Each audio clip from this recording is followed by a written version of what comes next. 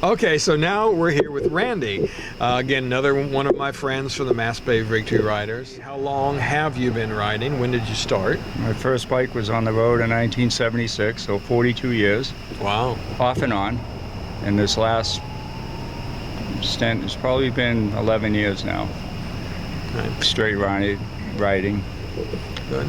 And why do you do it? What is it about riding that keeps you coming back to it? Well, it's changed over the years, but I think now it changes the channel. I love getting on a motorcycle and leaving. It's almost like getting on a boat and leaving everything on shore and hitting the road and you know, living the adventure. Yeah. And you do a lot of traveling, I know, and other things as well. You do hiking and all of those kinds of things. So is motorcycle riding, I guess, how does it fit in with all of those kinds of things? Do you see it as part of, yeah, you know, it's part of the big picture. Yeah. It's I don't consider myself a bike guy.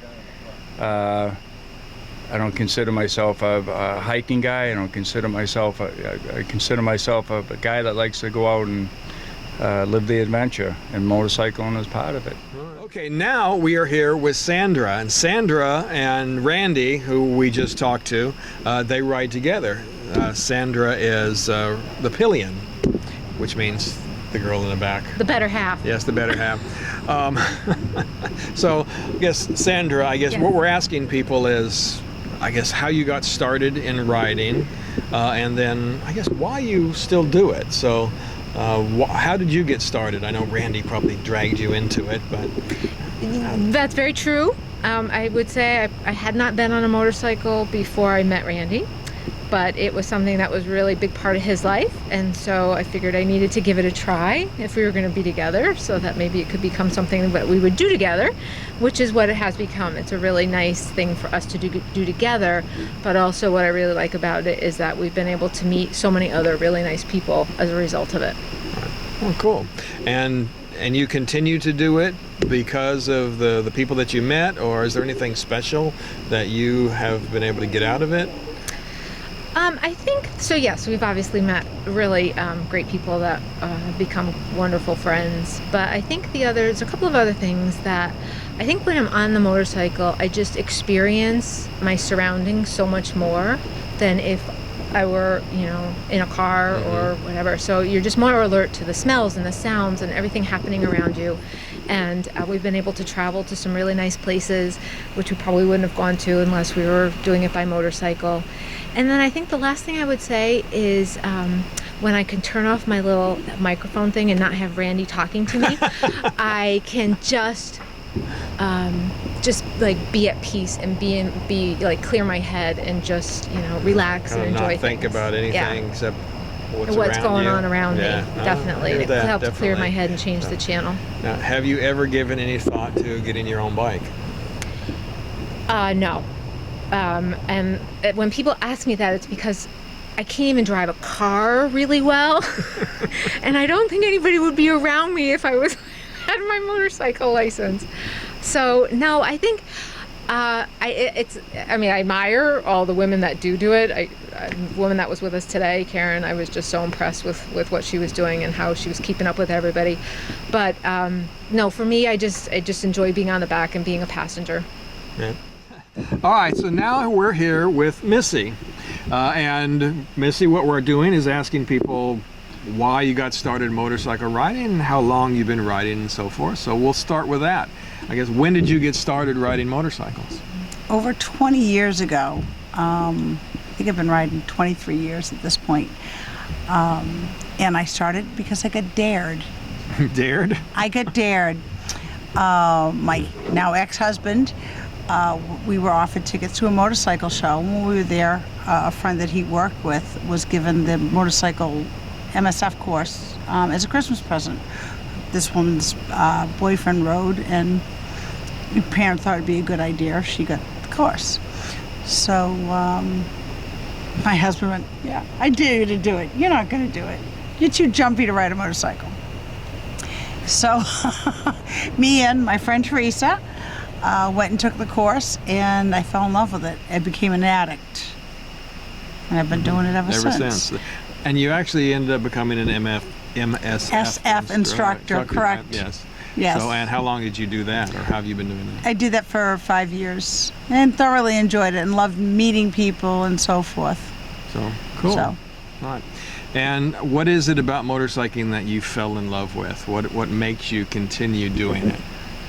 The funny thing is it's evolved over time. It started off as, just some me time, and it's changed. Now I like, going long distances and meeting people, I think, is probably the big thing. And, the different things that happen when you're on the road. Mm-hmm. Now, being a woman, and you got started 20 years ago, times were quite a bit different back then. So did you run into any issues with attitudes and those kinds of things when you were getting started? Absolutely. And I was completely naive. Now, when I took the MSF course, it was Teresa and I were the only women in the class. And that has changed over time. Now the MSF classes, you probably have 50% women. And back when I started, there were very few women that rode. The only time I ever saw anybody else is when I went to a meeting. Mm-hmm. So when I first started riding, I started on a little 450 Nighthawk around town in my little town of Hanover, Massachusetts.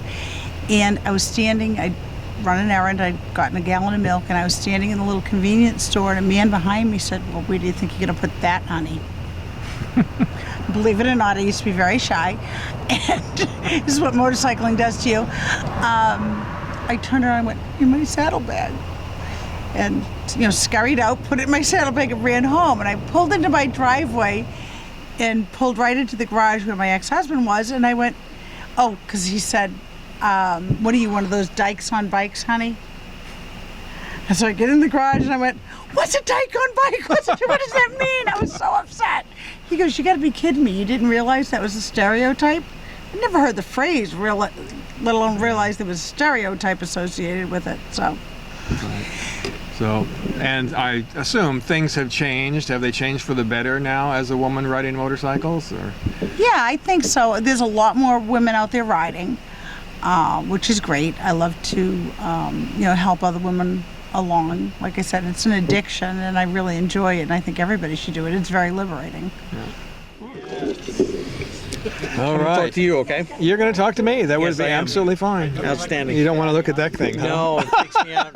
Which is bizarre. I don't know why that is, but it is a little It bit. actually does take some time to get used to. Yes, so I won't have to worry about that time Yeah, this that's evening. fine. You can just look at me. I'll look at the camera every once in a while, but Okay. that's fine. So, all right, are you going? Oh, we're going already? Okay, I can't see the light. So, all right. So, all right. Now I am here with Chris, and Chris and Missy actually go together. He's in a pod. Yes, the poor man. Thank you. Thank you. No, she's awesome.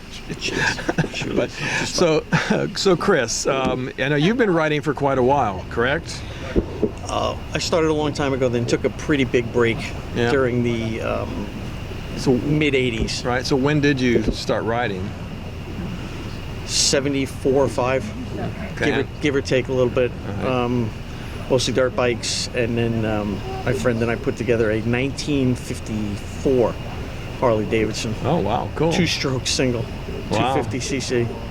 Got it running and rode around when we weren't supposed to. No plates, no lights, but we rode that a lot. And then I had a KZ 440 Yeah. for a while. So, and back then, what was it that got you interested? The mechanical part of it? or- Mostly, yeah, I have to say mostly the mechanical part. I don't really have a explanation why, and then we just started riding it, and then I got married, and the kids came along, and it got put on the back burner until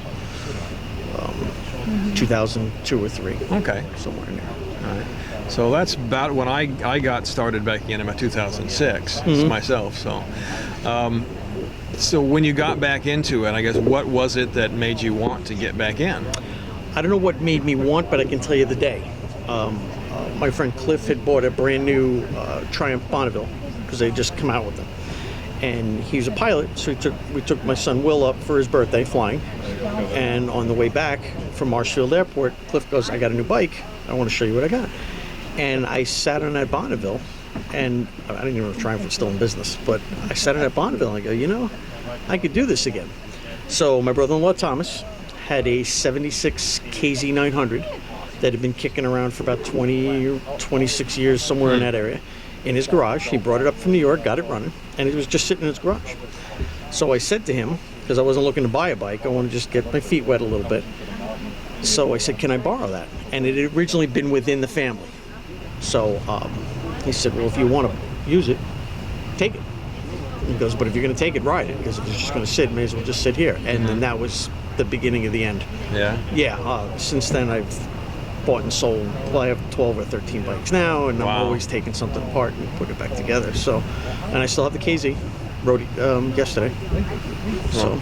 Awesome. And you rode up here on an, what you ride up 84 Honda Goldwing Aspen Cape. Cool. So cool. And what is your oldest bike? By numbers, it's 1973 CB350 Honda. Okay. And your newest The one? newest one is a 2006 Yamaha FJR 1300, Right. which is the bike I use for most of our cross-country stuff. Goldwing gets around, but nothing stretches the legs out like that Yamaha. It just goes. Yeah. It's comfortable. Yeah. Now, did I hear you say you were going to Barber this year? I'm going to Barber. I'm going to take the Goldwing to Barber, and I'm leaving Tuesday, October 2nd. And I'm going to meet my friends in Tennessee, and we're going to ride down and spend 3 days there at the Vintage Festival. Very nice. And then we'll head back, see if we can get down there and back dry safely.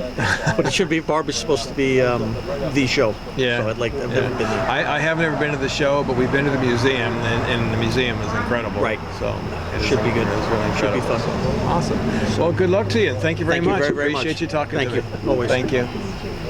Thanks for watching, and if you like what you see, please consider supporting this channel. In the description of this video, you'll find several ways in which you can help to support the channel and keep these videos coming.